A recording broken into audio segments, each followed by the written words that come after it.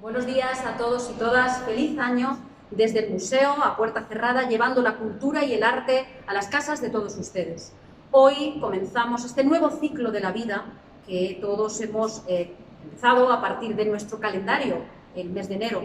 De alguna forma no es el calendario que guiaba a las comunidades que vivían en el Cerro de las Cabezas hace más de 2400 años, pero también de alguna forma el inicio de la vida, de la luz en el solsticio de invierno viene a generar ese nuevo ciclo, el ciclo de la vida y de la muerte. Y hoy les presento como pieza estelar y de alguna forma como argumento a nuestro hilo conductor, que será en este caso, en esta sesión, vivir y morir, nacer y morir en la ciudad ibérica del Cerro de las Cabezas y en el ámbito de la cultura ibérica en general.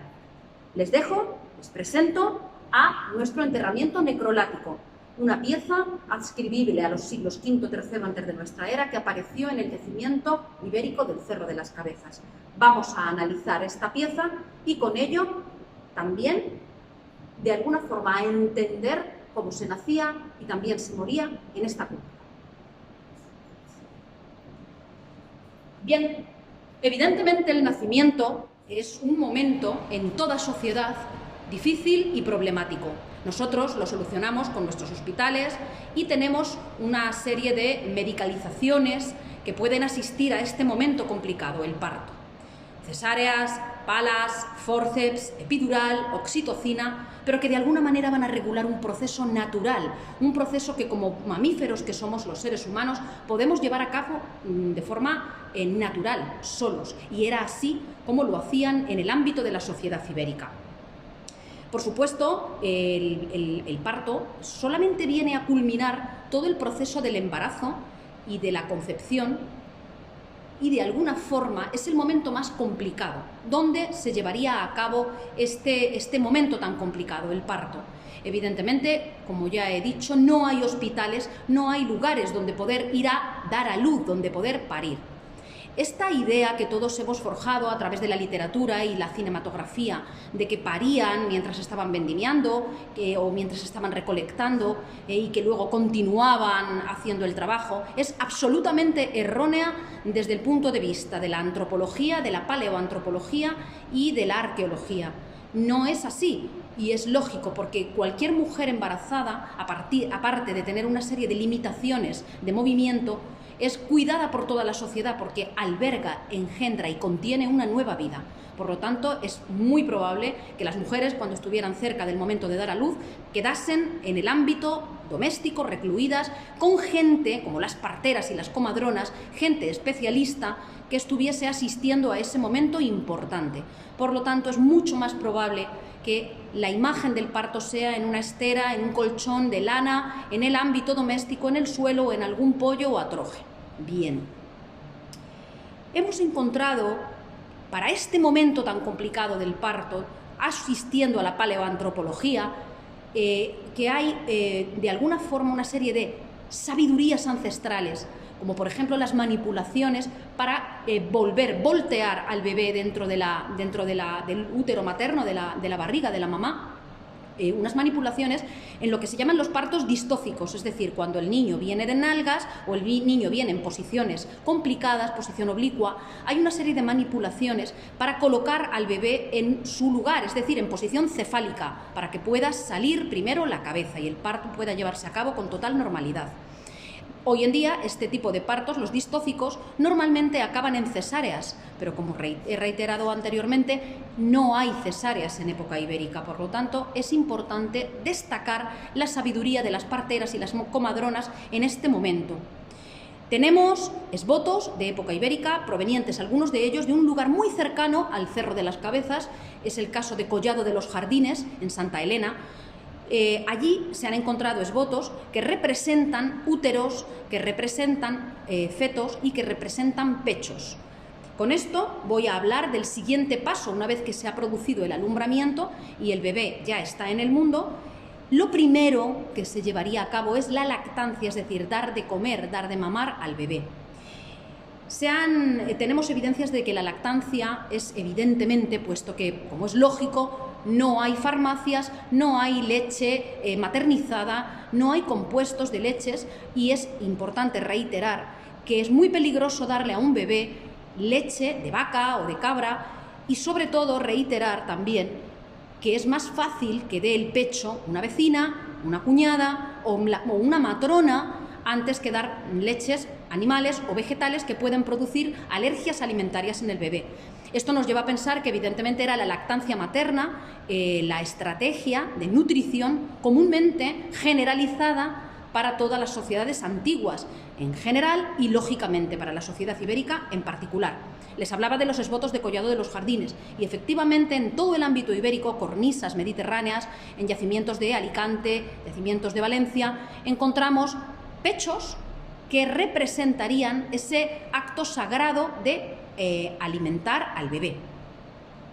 Por cierto, lactancia que era muy prolongada. Hay estudios de isótopos estables de carbono que se han llevado a cabo en yacimientos como son el Cerrillo Blanco, muy cerquita de aquí, en Porcuna, en Jaén, un yacimiento de los siglos VII al VI antes de nuestra era. Pues bien, en este análisis de isótopos estables de carbono, en los huesos de los niños nos han arrojado un dato bastante interesante, y es que se prolongaba la lactancia para los 3 años, es decir, niños con 3 años que se han localizado en este yacimiento, en Cerrillo Blanco, estaban todavía tomando la leche materna a los 3 años.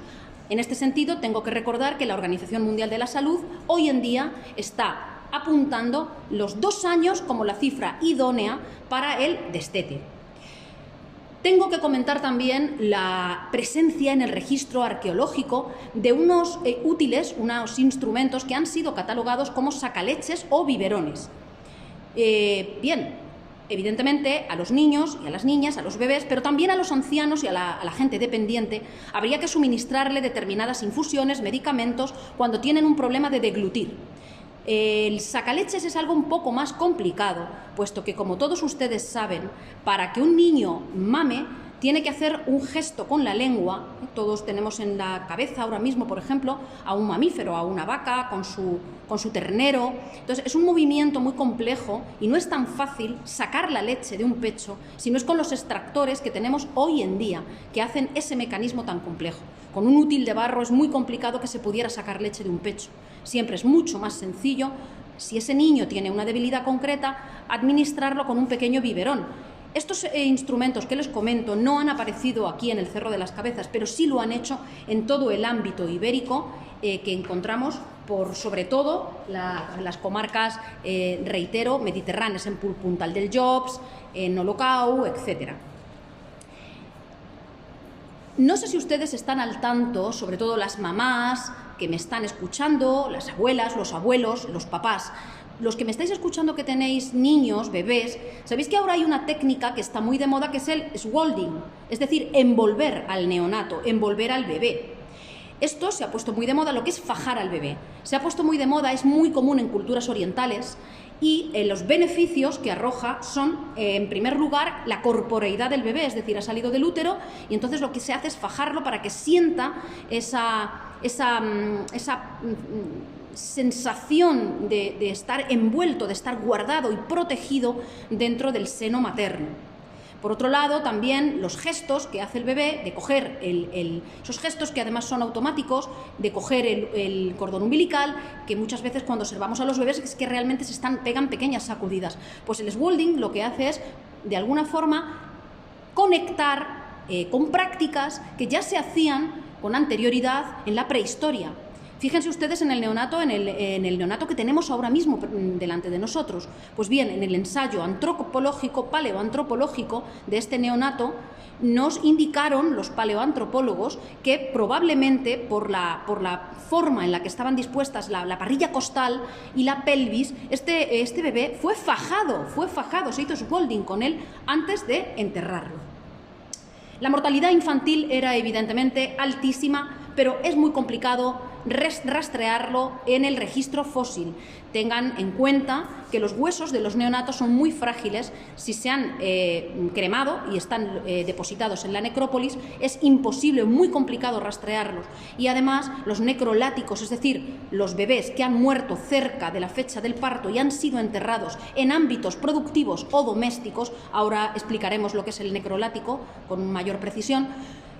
Normalmente en los procesos de excavación no se ven con facilidad, pudiendo confundirse con huesos de animales o directamente dentro del contexto de los derrumbes de las casas. Están debajo de los suelos y es complicado. Por lo tanto, arrojar cifras reales, científicas acerca de la mortalidad infantil es complicado, pero hemos de pensar que, por supuesto, las sepsis, septicemias, que no son controladas con antibióticos sintéticos como hoy en día. No había penicilina, aunque evidentemente, por supuesto, la farmacopea se encargaría de esto, pero hasta cierto punto. Es decir, cuando un niño entra en septicemia, por ejemplo, una oncefalitis, por alguna infección en la sangre, una infección generalizada, que se pueden dar perfectamente tanto en la madre como en el bebé. Pues lógicamente la farmacopea y la medicina en aquel momento podría de alguna manera cortar determinadas cosas. Tenemos toda la farmacopea que tendrían, incluso con algunos antibióticos naturales, pero evidentemente ante una atonía del útero materno o incluso la pervivencia o los restos de alguna placenta dentro del útero materno, si se genera una septicemia en la madre o en el bebé, es una muerte necesaria, es una muerte que no se va a poder evitar. ¿Dónde están estos enterramientos infantiles? Con esto quiero hablarles de los enterramientos necroláticos, al que pertenece el resto que tenemos delante, que está expuesto en la colección permanente del Museo Municipal de Valdepeñas. Pues ya les he contado, son bebés que han muerto cerca de la fecha del parto, normalmente a término. Concretamente, el bebé que tenemos delante ha sido catalogado, ha sido datado en 10 meses lunares, es decir, murió posiblemente poco tiempo después de nacer. No podemos determinar el porqué. En este sentido, todos los estudios que se han hecho de los necroláticos en el ámbito de la cultura ibérica nos llevan a pensar que tiene que ver con la presencia social del individuo, es decir, son individuos que han nacido y que todavía no tienen una presencia en la sociedad obvia. Por lo tanto, quedan en el ámbito doméstico, enterrados normalmente, o bien en una esquina de la casa, o bien en una zona de paso, o bien cerca de los hogares. En otras ocasiones es en lugares productivos, por ejemplo, debajo de graneros, debajo de silos, siempre bajo el nivel de uso, es decir, bajo el suelo que la gente está pisando.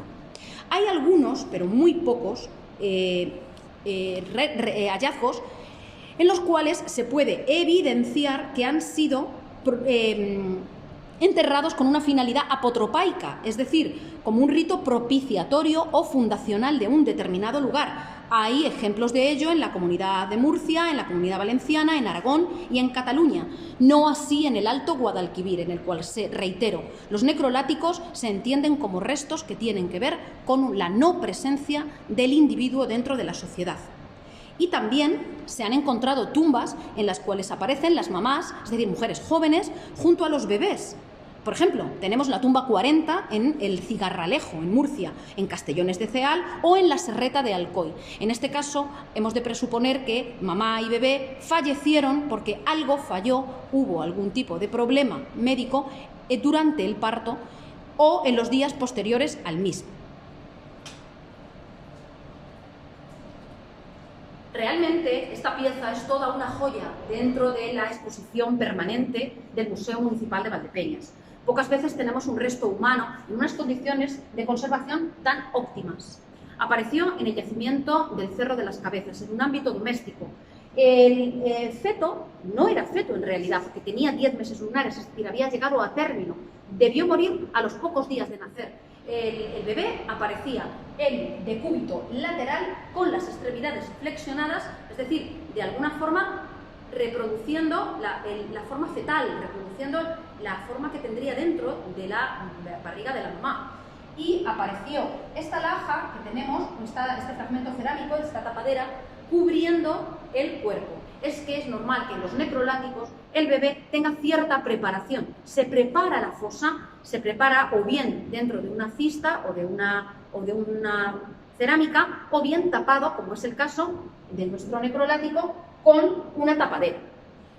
Los ajuares funerarios que acompañan a los enterramientos necroláticos, es muy raro que aparezcan ajuares funerarios, es decir, normalmente está el bebé, pero a veces se puede llegar a rastrear algún tipo de preparación e incluso con implicaciones emocionales. En el caso del Swalding que les comentaba, es decir, cómo se faja al bebé, nuestro bebé probablemente fue fajado. Y por qué no decirlo, hay algo que no puede reproducir la arqueología y que está más en la carga emotiva del arqueólogo, del científico que está extrayendo el cuerpo, e incluso del paleoantropólogo que puede presenciar lo mismo, que es el cariño, es la emoción con la que fue enterrado, con la que fue llorado, lágrimas que nunca podrán quedar en el registro arqueológico. Les doy las gracias por su presencia en este vídeo. Les invito a venir al Museo Municipal de Valdepeñas, en la sala de arqueología, tienen este necrolático que nos puede llevar a reflexionar acerca de ese ciclo que les presentaba al principio. La vida, la muerte, cómo es nacer y morir hoy en día. Además, es algo que tenemos bien presente por los acontecimientos que nos ha tocado vivir, circunstancias que nos hacen de alguna forma iguales a las gentes que vivieron hace más de 2400 años. El misterio de la vida y la muerte todavía hoy por resolver. Muchísimas gracias.